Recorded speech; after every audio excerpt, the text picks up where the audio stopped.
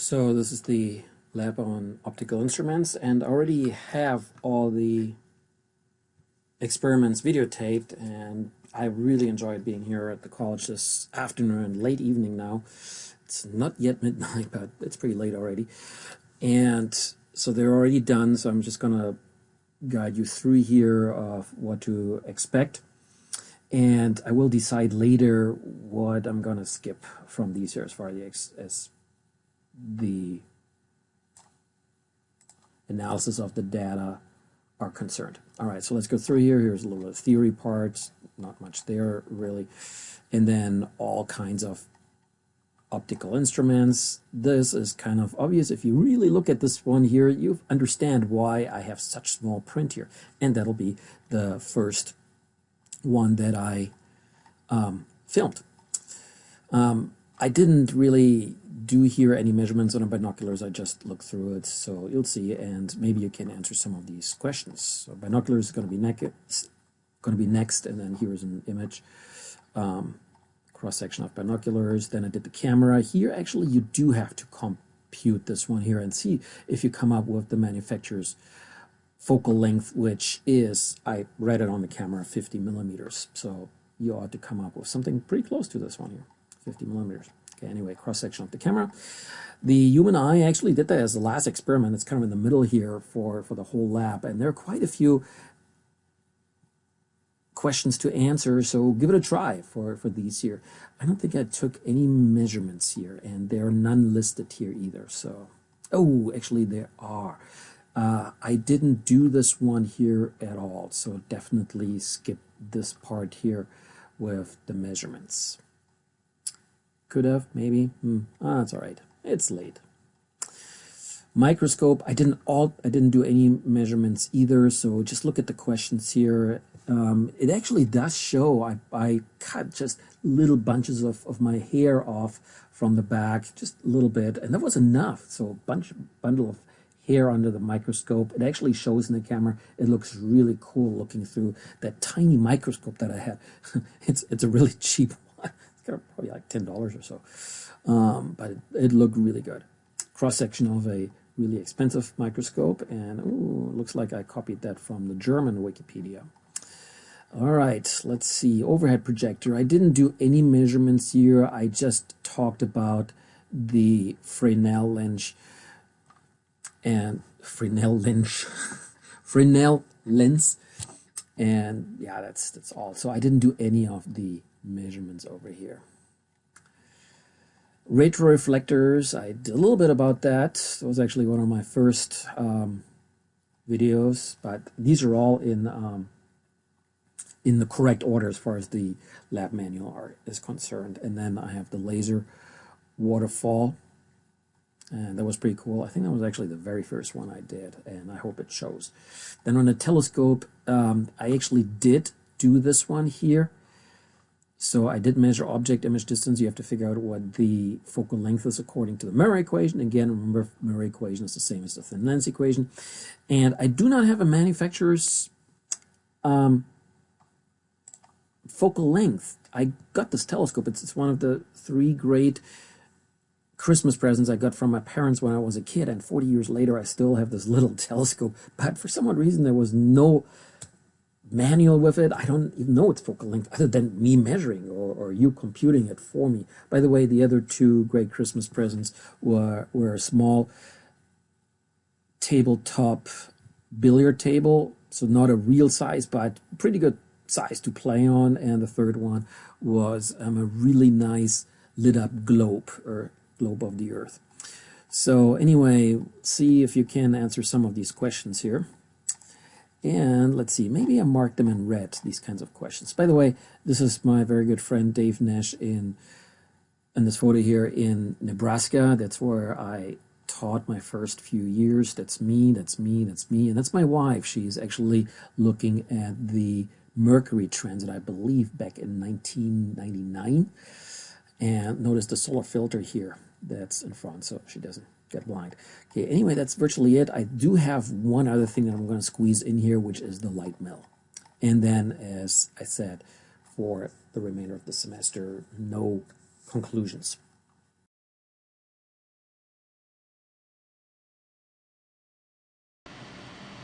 So this is the lab on optical instruments, and the first one apparently is this one. It's in really tiny print, and that has a reason, because apparently we need to use a magnifying glass for this one.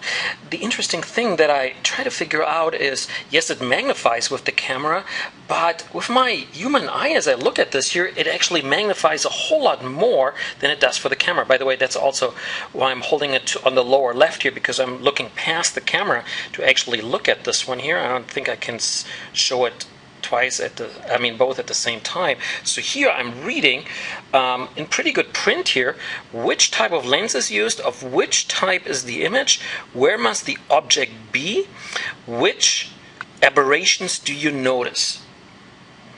By the way, as far as the aberrations are concerned, I do notice that it kind of gets bigger on the outside. That's kind of like the pincushion aberration, and then there were also some colors involved, like yellows and reds and so on. But again, what I think is fascinating is that the camera doesn't magnify as much as my human eye does. I really have to figure out why that is.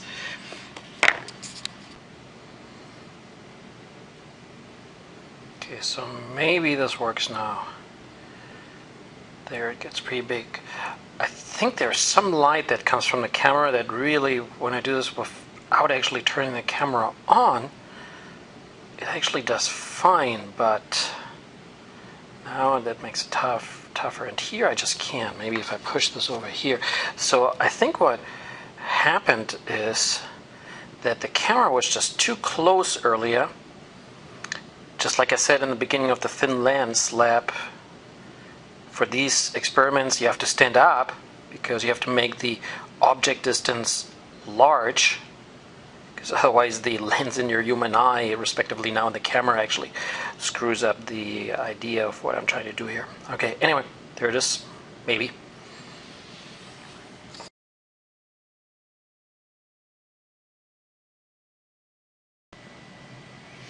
Okay, here are the binoculars. There they are. Lenses, and I was able to achieve, by turning the light off, getting fewer reflections of the glass. We can look at the cabinets in this room. I tried the outside, but I think there's just too much reflection of the glass pane. So there we go, filming through the binoculars. And that's actually it. I don't think there's anything to measure on these.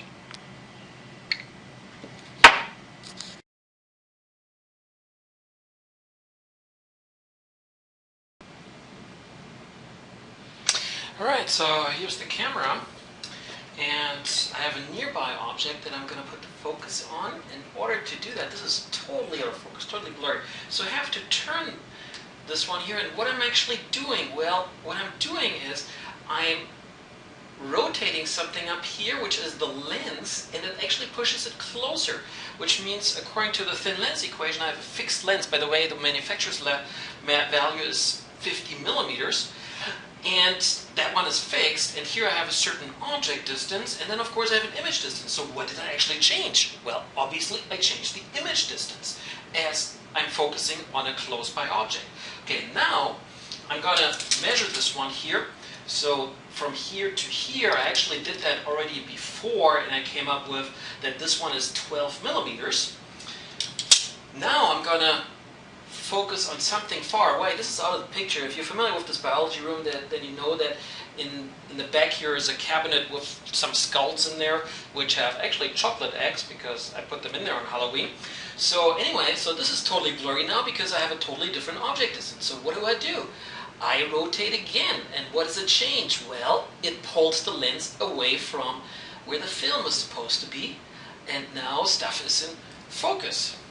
Maybe, oh yeah, if I take my reading glasses off, that actually would help too. And then again, I measured here, and I measured 4 millimeters before, which means there's a difference of 8 millimeters here in the image distance, and from that information and the formula that you find there, you ought to figure out what the lens's focal length is, as I mentioned earlier, compared to the manufacturer's value of the 50 millimeters, so you should come up with something close to 50 millimeters. In any case, that of course is what you're doing with a camera, with the single lens reflex camera. You are changing the image distance here as the object distance changes. The focal length being fixed, of course. Again, thin lens equation, right?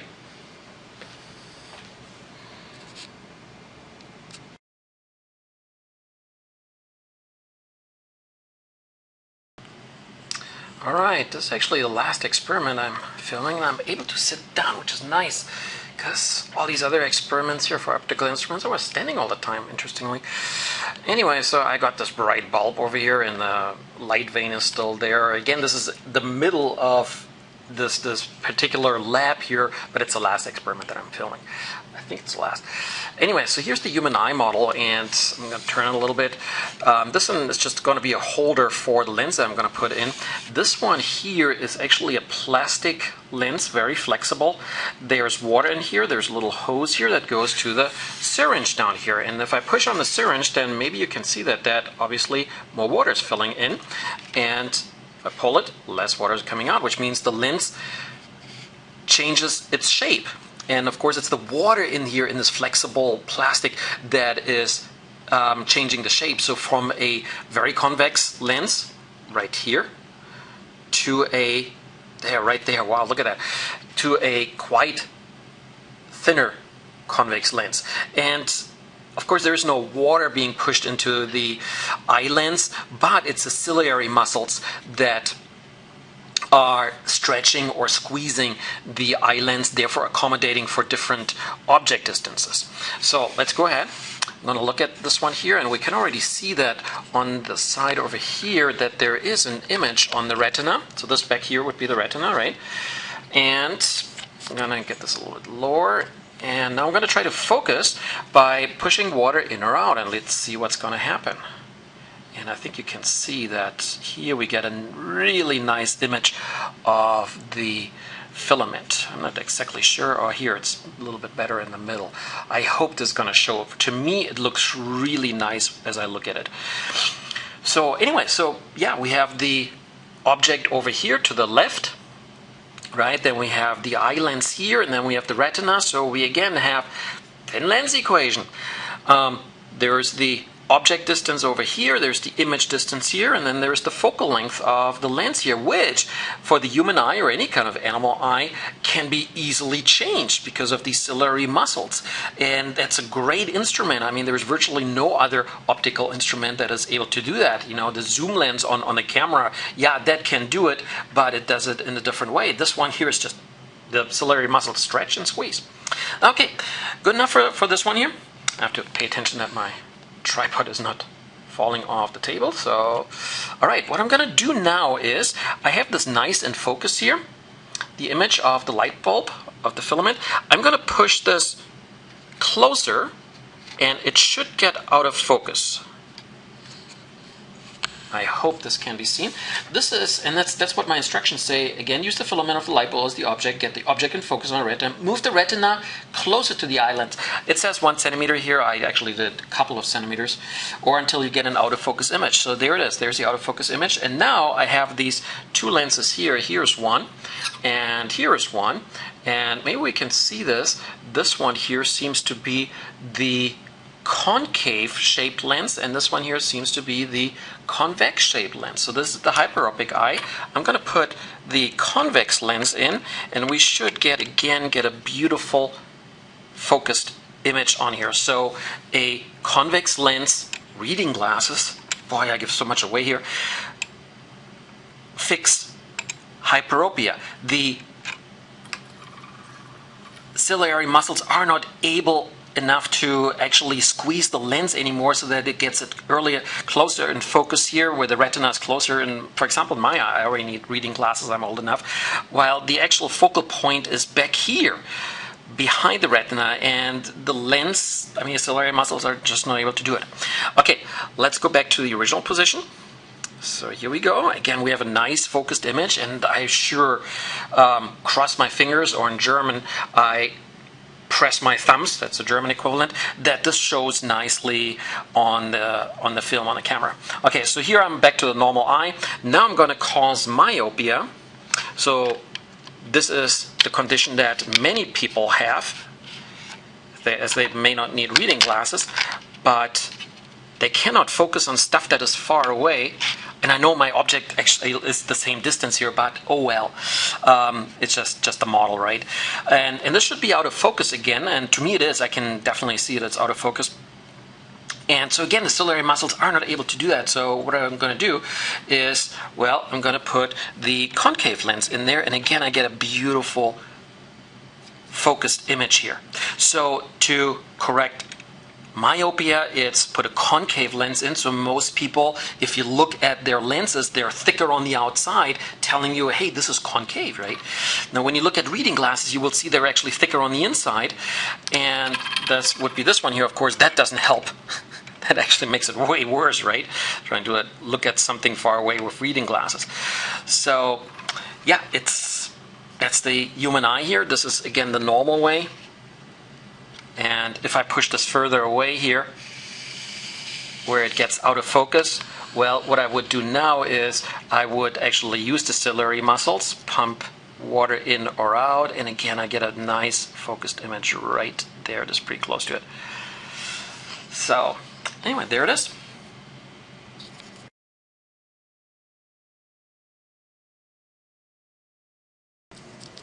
All right, it's kind of in the semi-dark as well. I had to turn the ambient light off because there was just too much on the camera, and the camera is going to have a hard time. So this one is a tiny microscope. There is the zoom here. There is a little eyepiece up there, so I can push this up. I just did, and now I push it down again, and so that goes from a zoom of, I forgot what the box says, something, let me see, from 60 to 100, I guess. So anyway, and then of course there's light there, and I put this, I put this transparency on here. This has nothing to do with it, and that's where I put some specimen. Well, what do I have? I'm not a biologist, so of course I took some scissors and I put some hair on there that I cut off. Fortunately, I put quite a bit of hair off, so let's see if we look through it. Actually, I'm going to see if I can focus it. Yeah, it's a pretty good focus for myself. Let's see what we can see here. This may or may not work. I think we do see something, right? But it's pretty tough because the camera really doesn't know how it should focus that, and it's actually pretty bright because of the lamp inside the microscope. If I increase the zoom, which I just did, that's probably not going to do anything for the camera. I'm actually trying to zoom right now while you're looking in the dark. I'm trying to zoom for myself, and it looks really cool. My hair looks really cool. Let's see.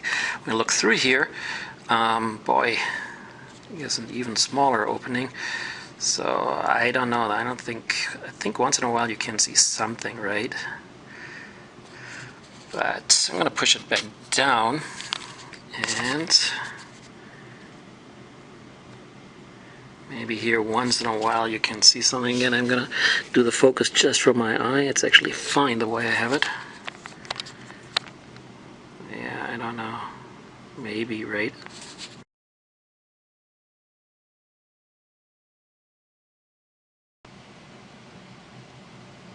This is the Fresnel lens. I know it says Fresnel, that's how a German might pronounce it, but I know just enough French that I know it's pronounced closer to Fresnel. So anyway, this one is a Fresnel lens. That's actually from an old overhead projector, and notice that the lens is actually really thin. You can imagine that since they used to have these huge slides here, right, these transparencies here, you need a big lens in order to project that. So it had to be a huge lens, but gosh, if you really use glass, that convex lens had to be really big and large. So the Fresnel lens is actually the alternative, and you would have to figure out, well, how does it actually work? This one is, by the way, that you could find anywhere in a store, well, that would sell it, and it could have some uses to it. For example, you could put it in the back of your car so you can see things bigger, I guess. So anyway, try to figure out how a Fresnel lens works and what it's used for. Actually, that kind of I gave away. By the way, when I filmed the camera earlier, I meant to mention I'm kind of running out of tripods here because I needed to film the camera with the tripod, and here I need a tripod for this little camera here. All right, next experiment soon.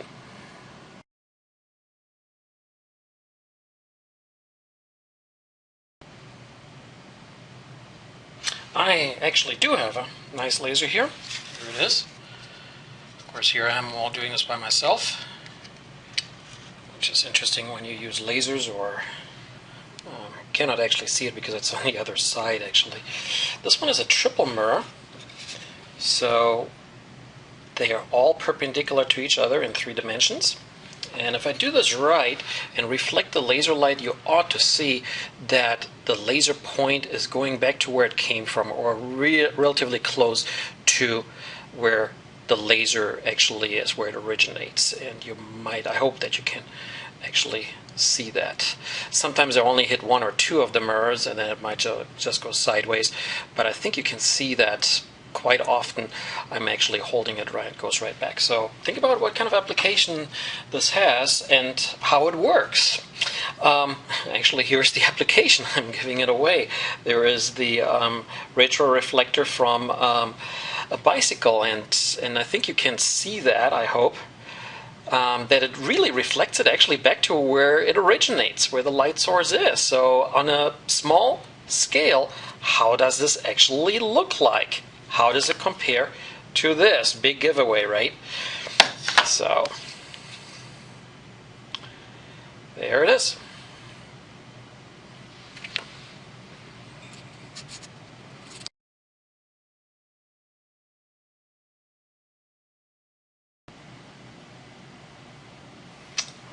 So here's the light waterfall.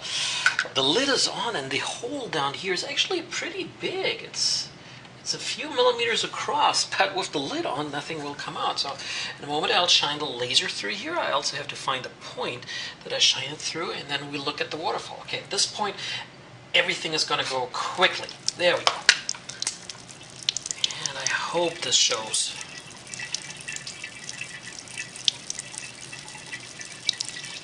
There we go. I hope this shows up on the film.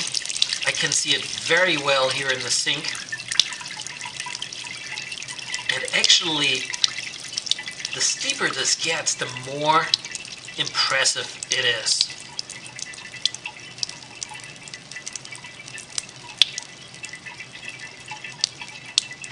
And you would have to think about, why is it doing it? And what's an application for this? It doesn't have to be laser light. It could be just any electromagnetic radiation. Typical light is just fine. Oops, no, I pushed it actually. I was really focusing on this. I think I got it back. Wow, this looks really cool down here. I hope I caught that. There it is. Alright. Okay. There we go. And I'm going to quit.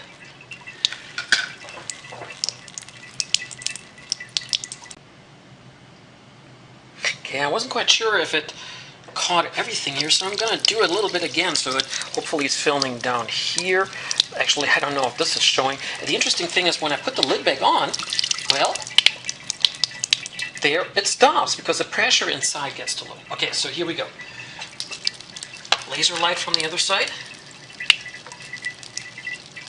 And I have to make sure that I hit it just right, which I don't right now. There it is. Oh, it looks really, really cool. I hope I'm able to catch that, especially the second time around.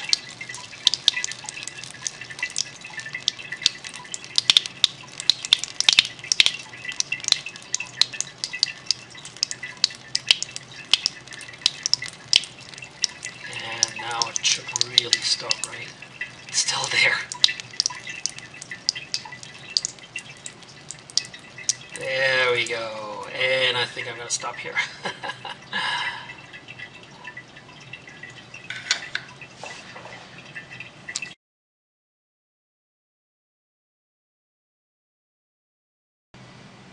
So here's the telescope. Actually, that's the light bulb at the end of the room. The telescope is over here. And as I said before, I'm running out of tripods again. Camera needs to be on tripods, and it's the telescope. Okay, so I have the light bulb on the other end here, and then the object distance goes all the way back down, all the way back here to the concave mirror inside the telescope. And there's really, if you look in from the front there, there's really no secret there. I think I might be able to show that later. I had measured a total distance of pretty much close to 500 centimeters. And then I have the outgoing one on the other side, which means the light is reflected this way. Then there is a 45-degree mirror here, which is then going to put it, and actually I'm going to get this up just a little bit here. There. So what I meant to say is that the light is reflected off the mirror here, the concave mirror. Then there's a 45-degree angle mirror here, which pushes it to the outside here. And then usually there is an eyepiece here. And you can look at it. I took the eyepiece out so that we just have an image distance here. This here will be a combined 64 centimeters I measured earlier. And I'm going to put a screen here, which is why I actually have it pointing away from it. And it should show, again, my arm is not long enough to actually check that. But this is the filament of the lamp that I'm using up there, which is why I'm also using a clear lamp so that I can actually see the filament. So here's that image there. And again, we have the, well, kind of the thin lens equation, right? It's the mirror equation with the image distance and the object distance and the focal length. And you have to figure out what the focal length is. By the way, if we look inside here, let's see if that shows up in the camera. Yeah, kind of. Yeah. So you can see the mirror back there. It's a concave mirror. It's getting reflected. Then there is a spider here which holds a 45-degree angle mirror at this way here, which then reflects the light outside. And there you go, telescope. Oh, by the way, this one is the finder, as the name suggests. That's used for finding things in the sky to give you a larger field of view, and you can find things more easily, and then you have them in a telescope. By the way, the German word for the finder is searcher. Makes sense, right? Either way, find it, but search it first. Okay, as I said, too many tripods, so here's the telescope on a tripod. This is the tripod that the camera is usually on. I turned the lights off in here because I want to look outside, and the lights in here, they're just going to distract me from looking through the telescope here in a moment. And here's a tripod with a telescope, and there's another one, tripod without a telescope. That's actually in the little box here where the Earth is on. And here is a telescope that doesn't seem to have a tripod, except it's a very basic one. It's a Dobsonian telescope. It's really neat, and you can see it's pretty big as well. So anyway, let's look through the finder here of the little telescope here, and let's see if I can do that. Yeah, I think we can see that, right? So there's a KPC sign out on the parking lot. Looks upside down. Think about it. Why is it upside down? All right, and then here is the looking through the telescope itself. Earlier I kicked the tripod, so I have to readjust it, and there it is. Kind of nice there, right? Is it again upside down? I think it is, right? Can't really tell here. All right, so looking through the telescope.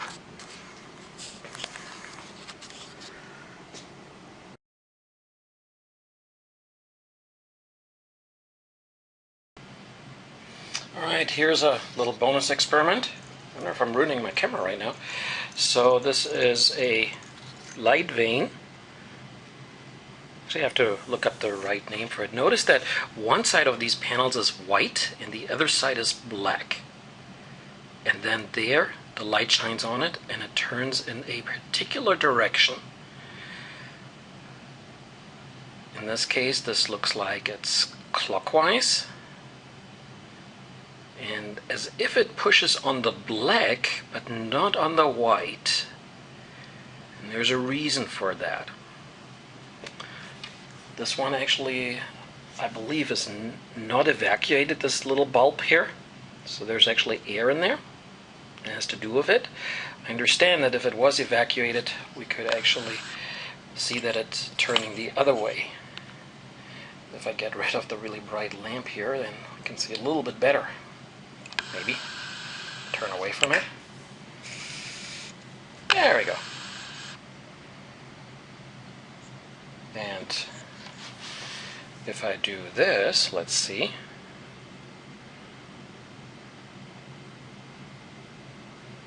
It is slowing down, right? Apparently I'm not blocking all the light. Okay, I'm going to take my hand off again. And it is going faster again, right?